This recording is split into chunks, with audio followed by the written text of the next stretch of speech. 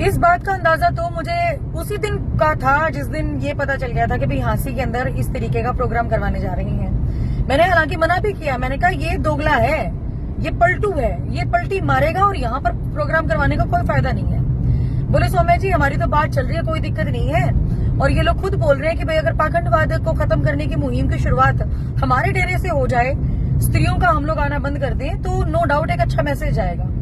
तो मैंने कहा जी ठीक है, अगर आपका मन ठुकता है, यहाँ पे मन आपका मानता है यहाँ पर कार्यक्रम करवाने के लिए, तो आप करवाइए, मैं साधु, मुझे किसी तरीके की कोई दिक्कत नहीं है।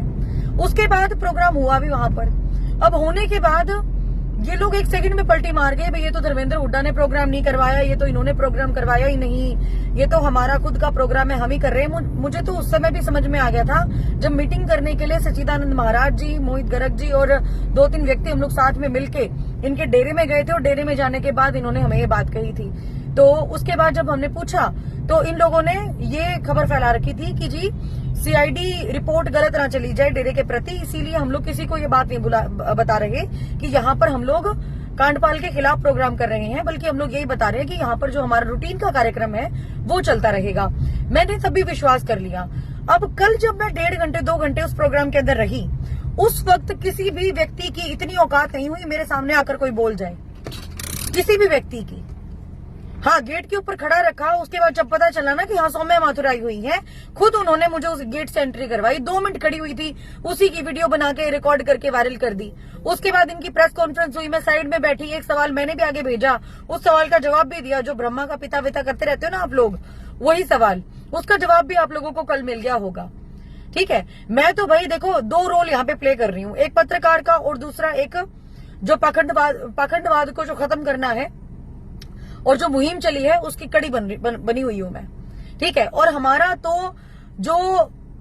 जो एक तरीके से कहूंगी मुहिम है बहुत आगे तक जारी है, बहुत ज्यादा फैल रही है। कल मुझे बहुत सारे लोग ऐसे मिले जिन्होंने मुझे बताया कि कोई मध्य प्रदेश से, कोई राजस्थान से, कोई कहीं से, इतने भारी संख्या में लोग मिलने के लिए आए हैं। बट कुछ लोग इसी वजह से चले गए क्योंकि इन्होंने राजनीति खेली और उन लोगों को जो है गेट से ही रिहा कर दिया कि जी यहाँ पे किसी तरीके का कोई प्रोग्राम नहीं है।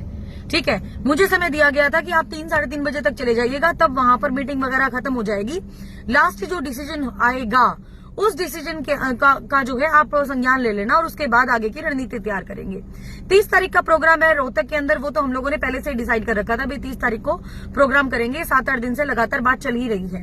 अब साफ सीधी और स्पष्ट सी बात है, इन लोगों को इस बात का अंदाजा आ गया था कि पाखंडवाद की लड़ाई अगर हमारे से शुरू करेंगे तो हम भी तो पाखंडी हैं, हम भी तो पाखंडी है। और पाखंडी होने के साथ साथ अगर लोगों को हमने जागृत करना शुरू कर दिया, अगर इन लुगाइयों पताइयों को यहाँ बुलाना ही बंद कर दिया, तो हमारे तो ताले लग जाएगा, हमारे तो डेरे के ऊपर दुकानदारी पे ताला लग जाएगा।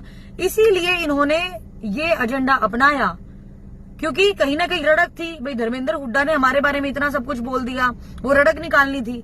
ठीक है, पर चलो कोई बात नहीं, हमारी रड़क तो नहीं निकाल पाए आप लोग, लेकिन जो आप लोगों की सच्चाई थी वो लोगों के सामने जरूर आई है। लोगों को जरूर पता चल गया है कि तुम लोग है ना बोल ही नहीं सकते पाखंडवाद के खिलाफ। क्यों नहीं बोल सकते? क्योंकि तुम लोग अगर पाखंडवाद के खिलाफ बोलोगे, लोग जागरूक होंगे और तुम्हारे ही कपड़े फाड़ेंगे, इसीलिए नहीं बोलने देते तुम। और अच्छा हुआ लोगों के सामने सच्चाई आई तुम्हारे डेरे के बारे में। मैं तो शुरुआत से तुम्हारे डेरे के अगेंस्ट थी। पर्चे पढ़ते हैं क्या वो पर्चे पढ़ने की पावर? अरे मैं हूं, मेरा घर है, मेरे घर के बारे में मैं ही ज्यादातर नहीं जानूंगी तो जानेगा कौन? मुझे पता है मैं अगर काम ना करूंगी, मैं बैठ जाऊंगी घर पे, तो घर का खर्चा कैसे चलेगा? तो मतलब एग्जाम्पल दे रही हूं एक आप लोगों को कि जब आप ही अपने बारे में 100% आप श्योर ही नहीं है कि आपके घर की समस्या क्या है, कोई और आके दूर कर देगा कि ये क्या तकदीर बदलने वाले हैं, तकदीर पलटने वाले हैं। ये इनके कुछ भी नहीं है बल्ले, कुछ भी बल्ले नहीं है।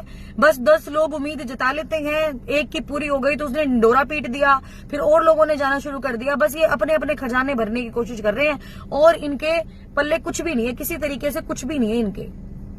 ठीक है, पर्चा मैं पढ़ना शुरू कर दूं, गांव गांव के अंदर व्यक्ति खड़ा कर दूं, भाई जा ये वाला बंदा आएगा मेरे पास, इसकी डिटेल निकाल के लेके आ, कौन इनके घर में मरा हुआ है, कौन जीवित है, किसको परेशानी है, क्या चल रहा है। और उसी में दुनिया पागल हो जाती है कि हाँ इसमें तो कुछ ना कुछ पावर है। कोई शक्ति बत्ती नहीं है। इतनी शक्ति होती ना, आज देश के अंदर जो इतने रेप हो रहे हैं, इतने बलात्कार हो रहे हैं हमारी बहन बेटियों के, ठीक है, उसके ऊपर रोक लगाने का काम करते, अपराधों के ऊपर रोक लगाने का काम करते। अगर इतने वो हैं तो जो ये नीट का एग्जाम लीक हुआ था इसके बारे में खुलासा करते कि कौन व्यक्ति ने लीक किया था, ठीक है। लेकिन आप लोगों के बस की कुछ भी नहीं है। जो भोली भाली जनता को सिर्फ 1% आप पागल बनाते हो, ठीक है, और बनाने के बाद फिर वो आपके पीछे लग लेते हैं।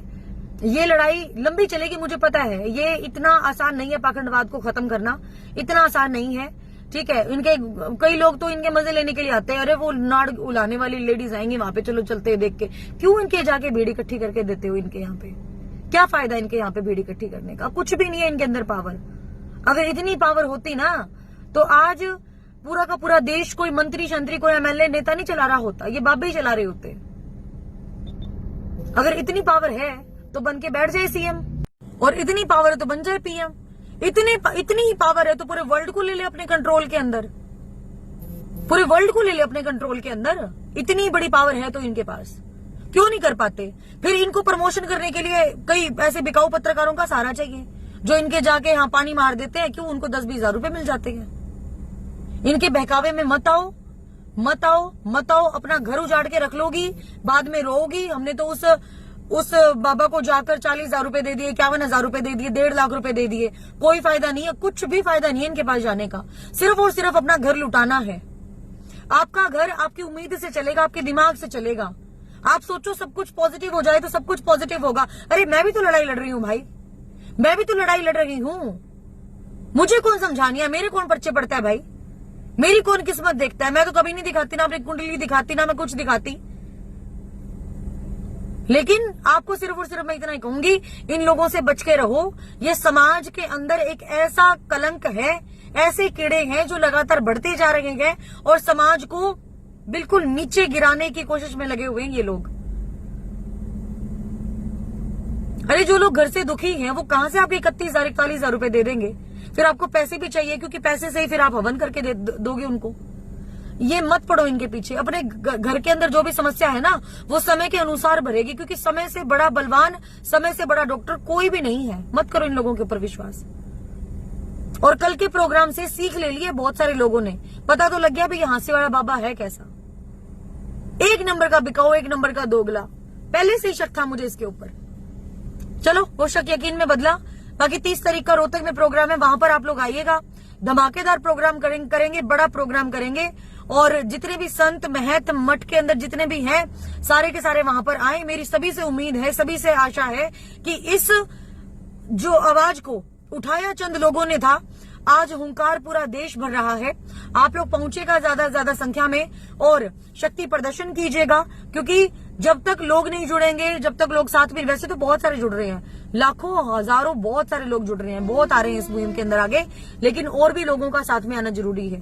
तभी हम लोग मात दे पाएंगे ऐसे ऐसे पाखंडवाद को बढ़ावा देने वाले बाबाओं को। सारे जुड़कर रहें, एकजुट रहें और लड़ाई लड़ते रहें। बहुत जल्दी जीतेंगे, बहुत जल्दी जीतेंगे। बहुत बहुत धन्यवाद आप।